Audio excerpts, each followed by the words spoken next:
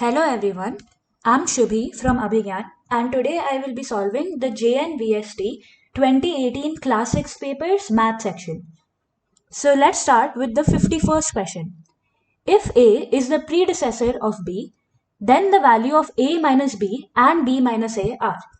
So if A is the predecessor of B, that means that A is the number that just comes before B.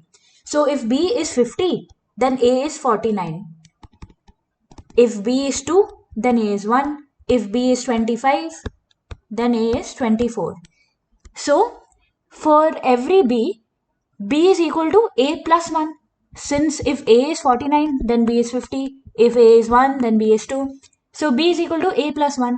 So, we can substitute this equation, equation 1, into our value of A minus B. So, A minus B is equal to A minus A plus 1 since B is A plus 1.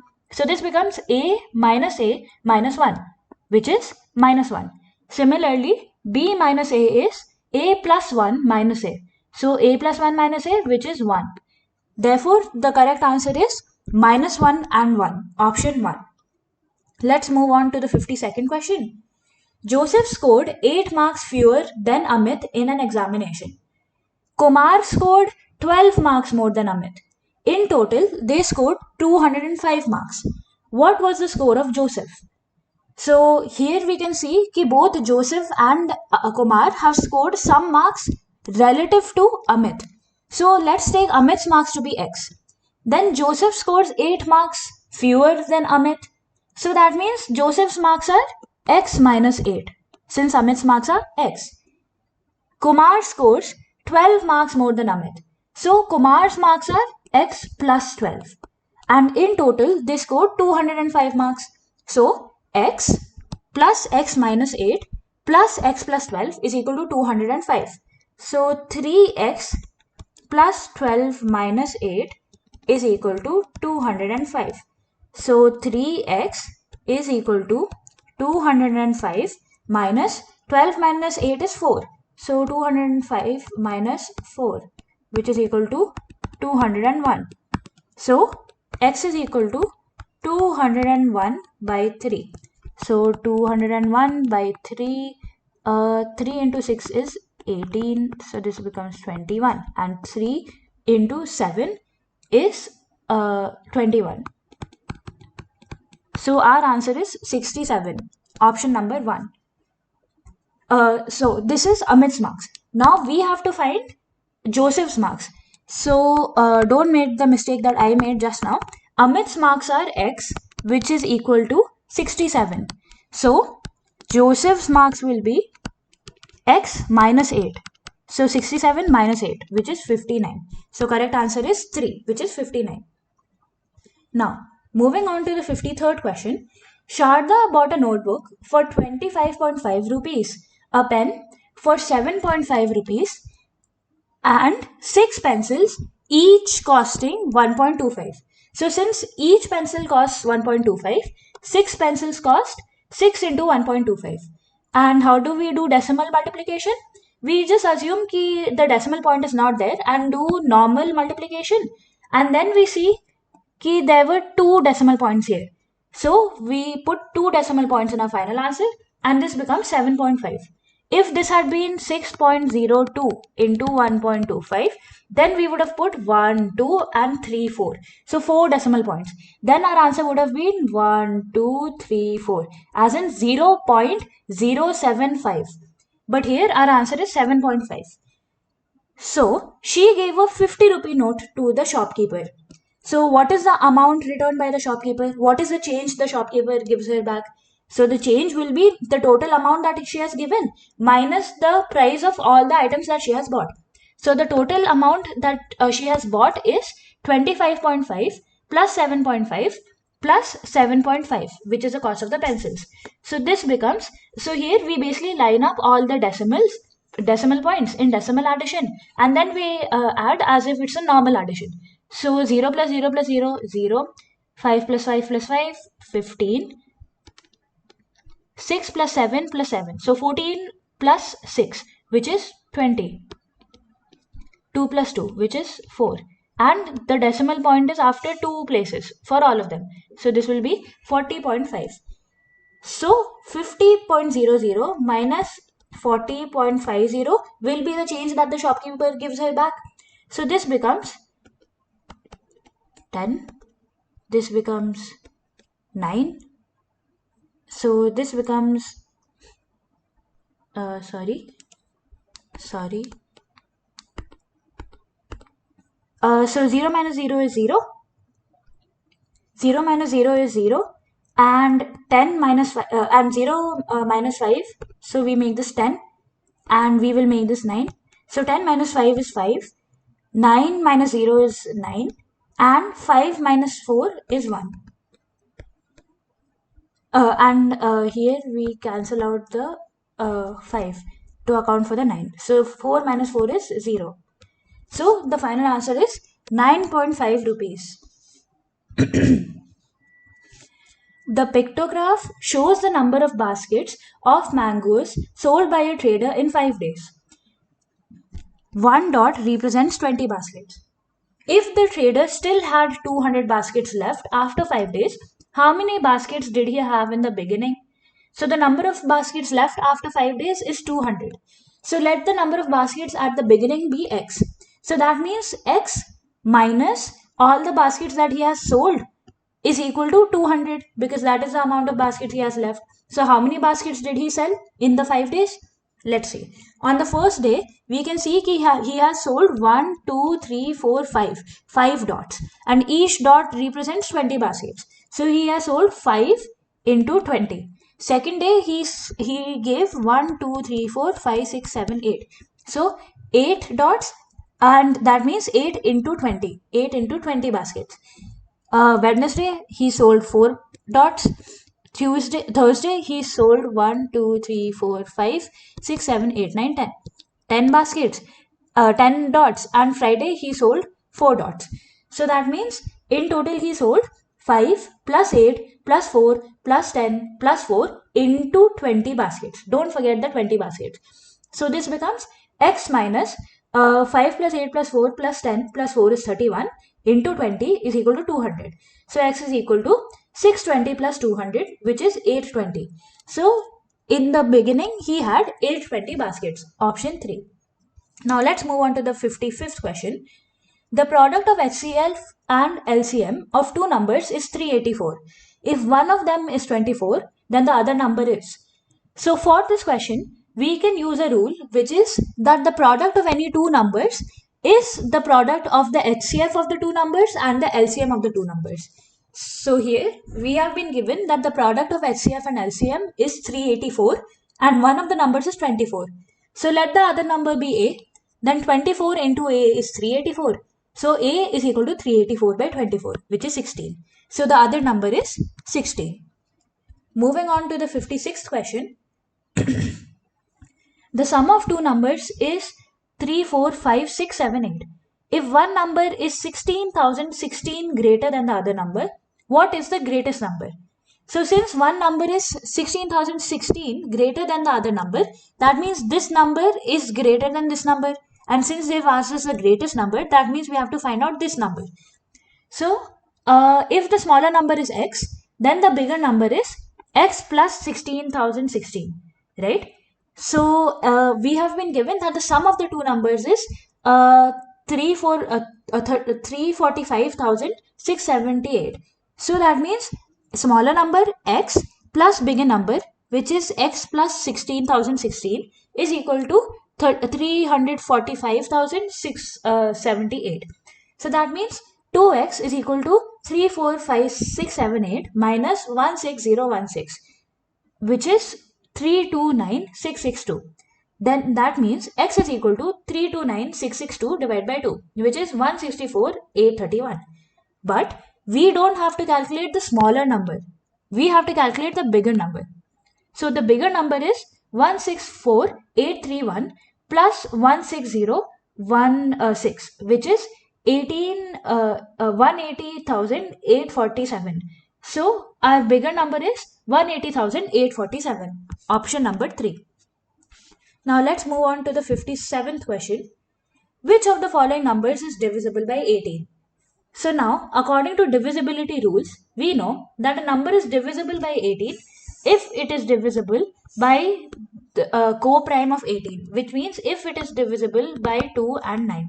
So what is the divisibility rule for 2 and 9? A number is divisible by 2 if its units place is either 0 or a multiple of 2. So option 1, which option 1 mein we have the units place 4, which is divisible by 2. Option 2, we have 5, which is not divisible by 2. So this can't be correct answer. Option 3, units place is 0. Either 0 or multiple of 2. So this is also divisible by 2. So this can also be an answer. And last one has 6 in the units place, which is also divisible by 2. So that means this can also be an answer. Now it should also be divisible by 9. If a number is divisible by 9, the sum of its digits should also be divisible by 9. So let's take first option. The sum of its digits is 4 plus 4 plus 4 plus 4 plus 4 plus 4 plus 4, which is 4 into 6, which is 24. Is 24 divisible by 9? No, it's not, because 24 by 9 gives us a remainder, the remainder being 6. Now, and to be divisible, it should give a remainder of 0. Now, the second one we've already seen it is not even divisible by 2. So, we don't need to see whether it's divisible by 9 because it cannot be the answer. Now, question 3, we have seen it is divisible by 2.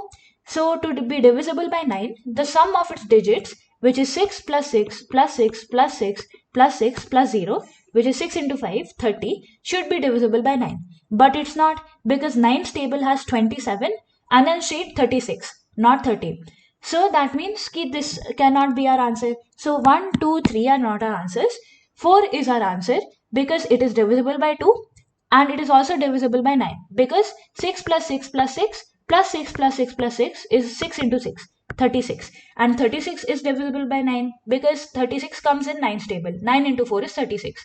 So that means this number is divisible by both 2 and 9. That means this number will be divisible by 18. So the correct answer is option 4. Now moving on to the 58th question. 128 boxes are packed with 36 toffees in each box. If 4 toffees are packed less in a box, then the new number of boxes which can be filled with the same number of toffees is. So we are given that the number of boxes is 128. The number of toffees in each box is 36. So that means that the total number of toffees in all the box total is 128 into 36, which is 4608. Now if 4 toffees less are packed in each box, then that means earlier 36 toffees were being packed in each box. Now 36 minus 4 toffees are being packed in each box. So that means 36 minus 4, that is 32 toffees are being packed in each box. So, and we know that the total number of toffees should remain the same number of toffees. So total number of toffees should be 4608 only. So that means that a new number of boxes should be the total number of toffees divided by the capacity of each individual box now, which is 32 now. So that means 4608 divided by 32, which is 144 boxes. So our answer is option 2, 144. Now, let's move on to the 59th question. What is the length of the longest tape which can be used to measure exactly 1 meter 75 centimeter, 4 meter 50 centimeter, and 6 meter 50 centimeter? So the length of the longest tape means that they are asking us to find the highest common factor. Because if it is like a 2-unit tape, then it can be used to measure an object which is 4 units. It can be used to measure an object which is 6 units. That means it can be used to measure an object which it is the HCF of. So since 2 is the HCF of 4 and 6, that means it can be used to measure both 4 and 6. So here 1 meter 75 centimeter becomes 100 centimeter plus 75 centimeter, 175 centimeter. Similarly, 4 meter 50 centimeter is 450 centimeter, 6 meter 50 centimeter is 650 centimeter. Now we have to find the HCF. Let's find the HCF using repeated division.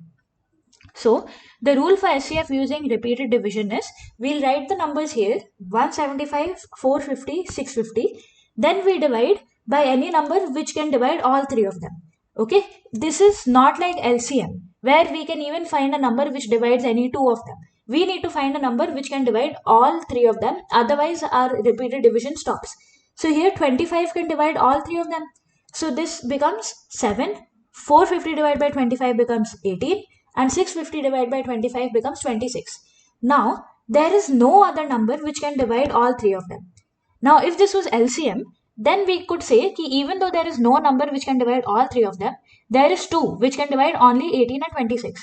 So we would have written 7 as it is, 18 divided by 2 as 9, and 26 divided by 2 as 13. And in LCM, we would have multiplied the entire L for LCM. So we would have multiplied the entire L, as in 25 into 2 into 7 into 9 into 13 to get the LCM, which would have been 40,950. But here we are only calculating SCF. So SCF differs from LCM in the sense that first of all we need to find the number which divides all three of the numbers, not just any two of them. And second, we don't multiply the entire L. We only multiply the numbers on this side, on the vertical side. So the HCF only becomes 25. So the length of the longest tape should be 25 centimeter. Option 1. Now moving on to the 60th question. Amar borrowed 800 rupees at a rate of interest of 5% per annum. Per annum means per year. The amount he will pay after 3.5 years is. So we have been given that the principal or the sum at the start is rupees 800, the sum that he borrowed. The rate of interest is 500 per year, 5% per year. The time is 3.5, which means 3.5 years. So the simple interest is P into R into T by 100, which is 800 into 5 into 3.5 by 100, which is rupees 140. So the total amount at the end of 3.5 years that he will have to pay is the sum that he borrowed at the start plus the simple interest. That means the principal plus the simple interest. So 800 plus 140, which is 940 rupees. So at the amount he will pay will be 940 rupees. Option number 2. Moving on to the 61st question. When 48.480 is divided by 8, the quotient obtained is. So to do decimal division, what we do is we write the decimal 48.480 and 8, and then this part, the part before the decimal, we can divide as it is. So 48 divided by 8 is 6. So this becomes 4800. Now here the decimal point we put as it is. So the decimal point we will put above in the quotient as it is. And now we will drag the other number down, same as we do in proper division. So this becomes 4. Now 8 into 0 will give 0. So this becomes 4. Now we drag the other number down, 8. 8 into 6 will give 48. So our remainder is 0. And then we drag the other number down, which is 0. 8 into 0 gives 0. So the remainder is 0. So the final answer is quotient is 6.060. Option number 1. Now moving on to the 62nd question. If 4,137 divided by 1.75 is equal to 2,364, then 41.37 divided by 17.5 is equal to. So they have given us key 4137 divided by 1.75 is 2364. Now 41.37 is equal to 4137 by 100, because 4137 by 100 mein we can shift the decimal point to 2 places to the left. So this becomes 41.37. Similarly, 17.5 is equal to 175 by 10, and 175 is equal to 1.75 into 100, because into 100 means we shift the decimal point 2 places to the right, because 2 places because 100. So this becomes 175. So 175 is equal to 1.75 into 100. So that means 17.5 becomes equal to 1.75 into 100 by 10, which is 1.75 into 10 when we cancel these out.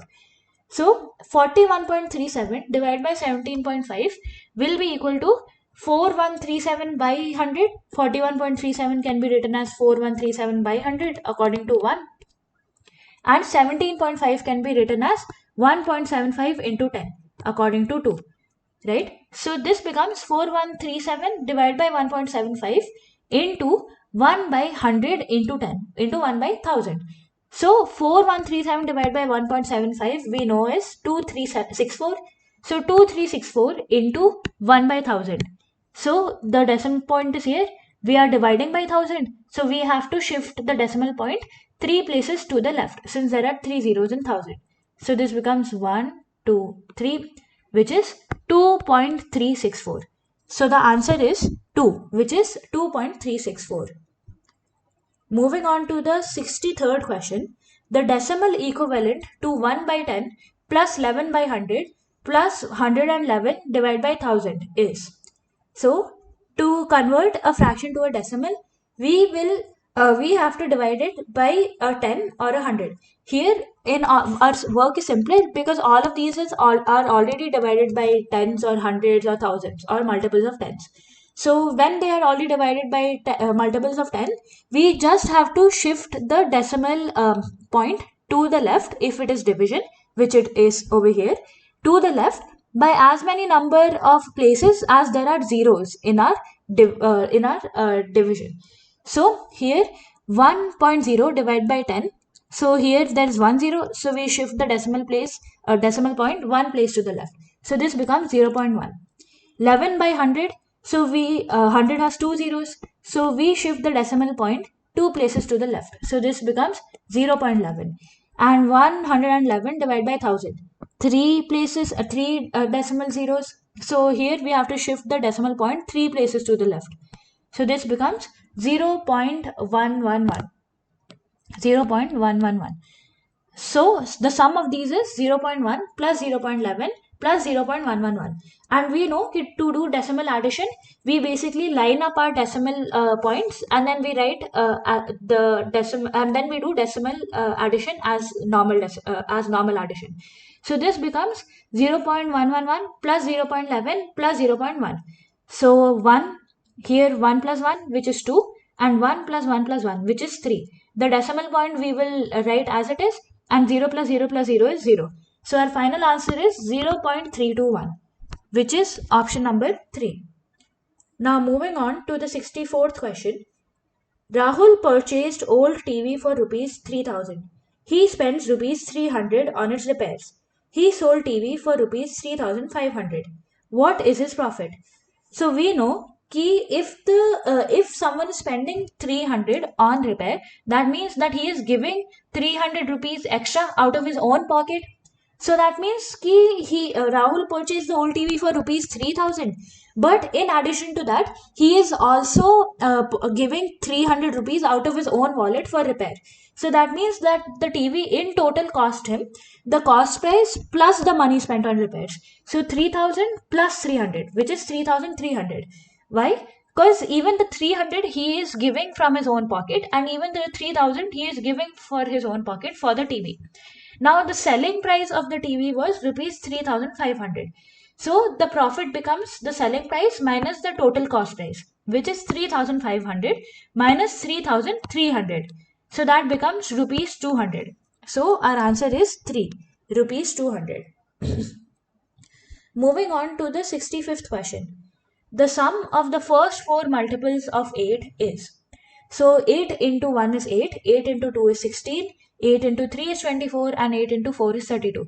So either we can do this as 8 plus 16 plus 24 plus 32 is equal to 80, or we can do 8 into 1 plus 8 into 2 plus 8 into 3 plus 8 into 4. We can take 8 in common. So this becomes 8 into 1 plus 2 plus 3 plus 4 according to distributive property. So 8 into 1 plus 2 plus 3 plus 4 is 3 plus 3 plus 4, which is 6 plus 4, which is 10. So 8 into 10 is 80. So our answer is 3, option 3, which is 80. Moving on to the 66th question. Observe the following pattern of triangles made of matchsticks. How many matchsticks do you think are required to make 10 triangles? So here we can see that for a one triangle, we are using 1, 2, 3 matchsticks. For two triangles, we are using 1, 2, 3, 4, 5 matchsticks. For three triangles, we are using 1, 2, 3, 4, 5, 6, 7 matchsticks. So we can see कि for one triangle we are using 3 matchsticks. So we are always using 2 into the number of triangles plus one more matchstick. For example, for 2 triangles we are using 2 into 2 plus 1, 5 matchsticks. For 3 triangles we are using 2 into 3 plus 1, 6 plus 1, which is 7 matchsticks. So that means for any x number of triangles we are using 2x plus 1 matchsticks. So for 10 triangles, when x is equal to 10, we are using 2 into 10 plus 1, which is 20 plus 1, which is 21 matchsticks. So the correct answer is again option 3, which is 21. Moving on to the 67th question. The sum of the digits of a number is subtracted from the number. The resulting number is always divisible by. So let the digits of the number be xy. So for example, we can even take trial to be 2 and 3 or 1 and 5. So the number itself becomes 23 or 15, or the number itself becomes 10x plus y, right? Using the place digits of x and y. So now let us use our example digits, which is 2, 3. So then the sum of the digits of the number subtracted from the number becomes 23 minus 2 minus 3, which is 18. The sum of the digits of 15 subtracted from 15 is 15 minus 1 minus 5, which is 9.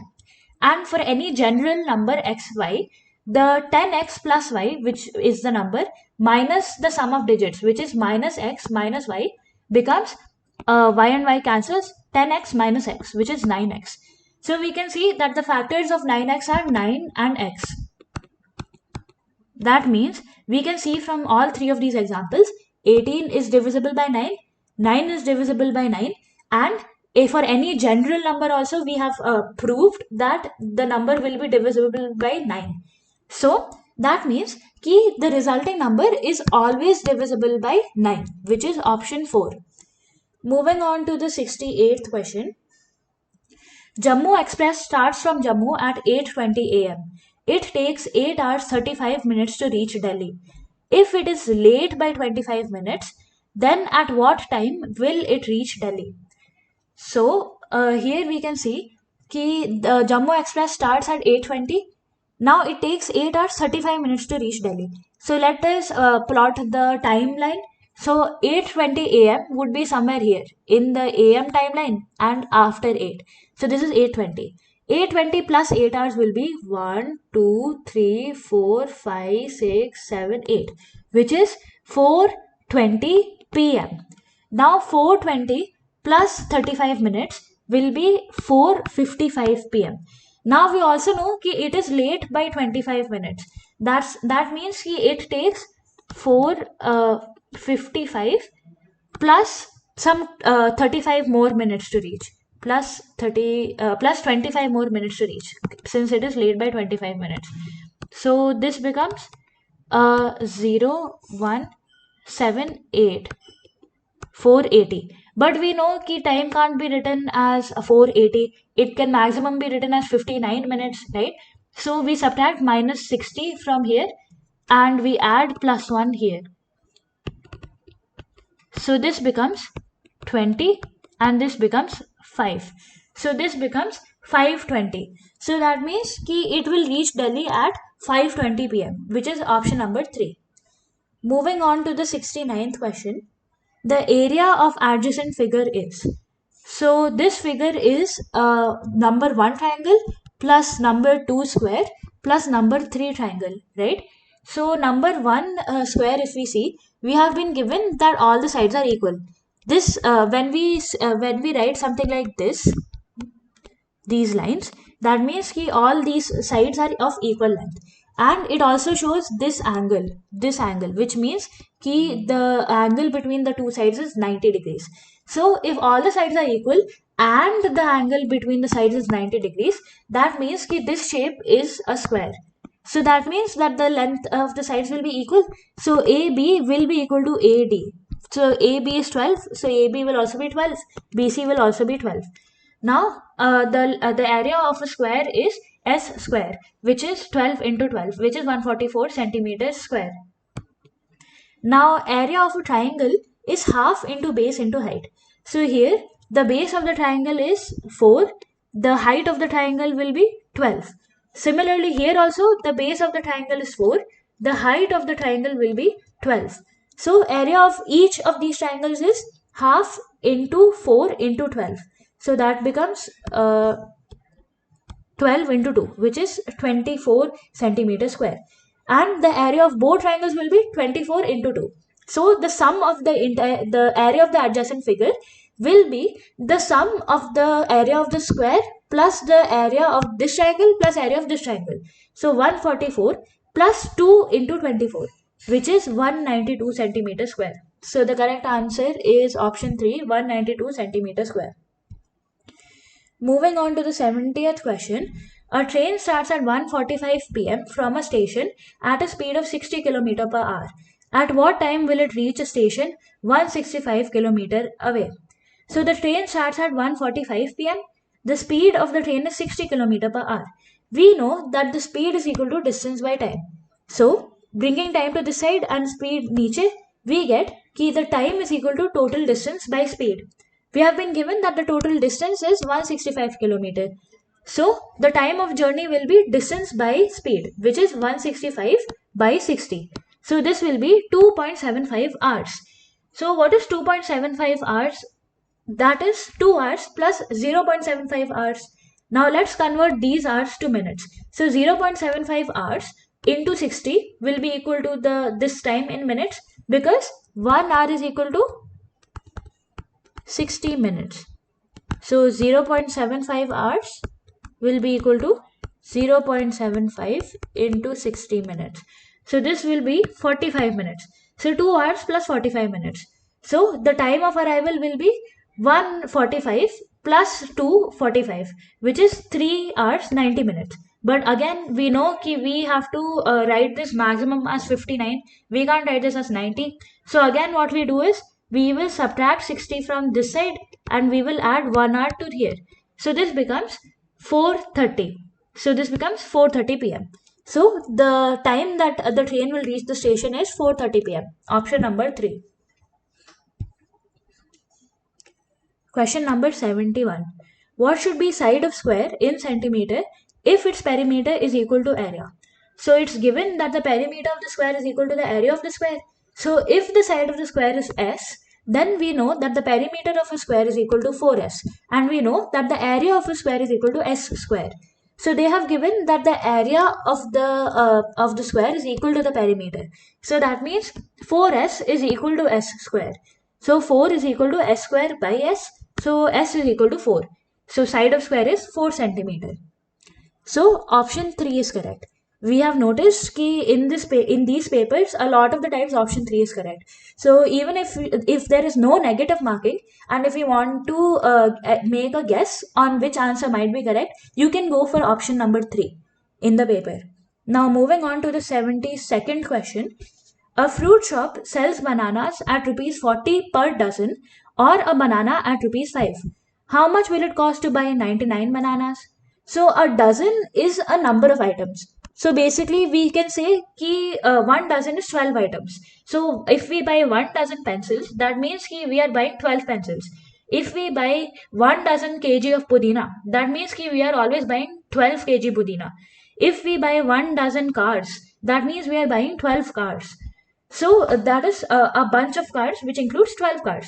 So a dozen bananas means that we will get a bunch of 12 bananas at rupees 40 per dozen.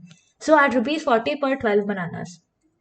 So and each separate banana, if we don't buy a banana in a bunch, then each separate banana will be a bit costly. It will be rupees 5 each. So to buy 99 bananas, we want to minimize our cost, right? We don't want to pay extra rupees. So we can buy the combo banana, which means 12 bananas at 8 each dozen, and then we can buy at rupees 40 each dozen, and then we can buy some the extra bananas that are left over, we can buy individually. So 99 divided by 12 is 8 as the quotient, and the remainder is 3. So that means we can buy 8 dozen bananas, and we can buy 3 more separate bananas to fulfill our requirement of 99 bananas. So the cost becomes 8 into 40, which is the 40 is the price per dozen, plus 5 into 3. 5 is the price per separate banana. So this becomes 320 plus 15, so 335 rupees. So it will cost us rupees 335 minimum to buy 99 bananas. Now moving on to the 73rd question. 12 men or 15 women can finish a work in 24 days. In how many days the same work can be finished by 8 men and 8 women? So 12 men can finish one work in 24 days. So 12 men will finish 1 by 24th of the work in one day, right? And if 12 men are finishing 1 by 24 work in one day, then one man will finish 1 by 24 divided by 12, as in 1 by 24 into 12 work in one day, right? Similarly, they have said that 15 women can finish a work in 24 days. So 15 women finish one work in 24 days. So that means how much work do they finish in one day? That would be 1 by 15. Sorry, that would be 1 by 24. And how much work does one woman finish in one day? That would be 1 by 24 into 15. So one woman is finishing 1 by 15 into 24 work in one day. So the work done by one man and one woman in one day will be 1 by 12 into 24 plus 1 by 15 into 24. So the work done by 8 men and 8 women in one day will be 8 by 12 into 24 plus 8 by 15 into 24, which comes as 81 by 1620th of the work. So we can finish 81 by 16 by 1620 of the work in one day. So how much time do we take to do the entire work, which is to do one work? That would be 81 divided by 1620 work is done in one day. So one work is done in 1 into 1 divided by 81 by 1620. So this is a trick. Basically, if say 5 bananas cost 2 rupees, then say 3 bananas will cost, we can do 3 into 2 divided by 5. So 3 into 2 divided by 5. Similarly, here this much work is done in one day. So one work is done in 1 into 1 divided by 81 by 1620. So this becomes 1620 by 81, which is 20 days. So therefore our answer is 20 days, option 2. Now moving on to the 74th question. The incomplete bar graph shows Samyukta's savings during the first 5 months of a particular year. She saved a total of rupees 950 during 5 months. The amount of money saved in February was as much as that saved in March. How much did she save in February? So the total money saved by Samyukta in 5 months was 950. The money saved in Jan, we can see from this bar graph that we have 0, then we have 40, then 80, then 120, then 160, then 200. So between 0 and 40, there is a gap of 40 days of 40 rupees. So half of it, this would be 20. Similarly 40 to 80 में half में कितना आएगा 60 rupees, यहाँ पे हो जाएगा 100 rupees. This becomes 140 rupees, this much, and this much is 180 rupees. So in Jan she is saving 180 rupees. In April she is saving 120 rupees, and in May again she is saving 180 rupees. So the total money saved, and let us say कि in February and in March she is saving some X rupees. So since we know that the money saved in Feb and March is equal, so if the money saved in February be X, then the money saved in March is also X. So the total money saved we know is 950. Money saved in Jan was 180. Money saved in Feb is X. March is X. April is 100. And May is 180. So this becomes 950 equal to 180 plus 100 plus 180, which is 460 plus 2x plus 2x. So 950 minus 460 is equal to 950 minus 950 minus 460 is equal to 0. This becomes 15 and this becomes 8. So this becomes 9. This becomes 490. So this becomes 490. So 490 is equal to 2x. So x should be equal to 490 by 2. So this becomes 490 by 2, which is 209 here. So we do 2 into 4, which is 8, 1, 0. 2 into 5 is 10, which becomes 245x. So the money saved in February should be 245 rupees. Option number 1. So the money saved in Feb is 245 rupees. Now moving on to the 75th question. A fish tank can hold 45 liters of water when filled to the brim. So the total volume fish tank can hold is 45 liters of water. Now if it is 4 by 9th filled, so the fraction filled is 4 by 9th. So how many liters is filled? 4 by 9 into 45. So that means 20 liters. 2 by 5 of the water is removed. So out of these 20 liters, 2 by 5 is removed. Not out of 45. Out of the amount filled, which is 20 liters is filled, out of these only we will remove the water, right? So we remove 2 by 5 of 20. So this becomes 2 by 5 into 20, which is 8 liters. So 8 liters of water is removed from 20 liters. So the water left in the fish tank is 20 minus 8, which is 12 liters. So now total capacity is 45 liters, and they are asking us ki how much more water needs to be added to fill the tank to the brim. To the brim means to fill it completely, to fill it to its full capacity. So the full capacity is 45 liters, and right now we have 12 liters in the fish tank. So we should fill 45 minus 12, which is 33 liters. So the option 3 is correct. We should fill 33 liters more to fill the tank to the brim, to fill the tank completely. So this brings us to the end of the 2018 paper. Thank you so much and wish you all the very best. Thank you.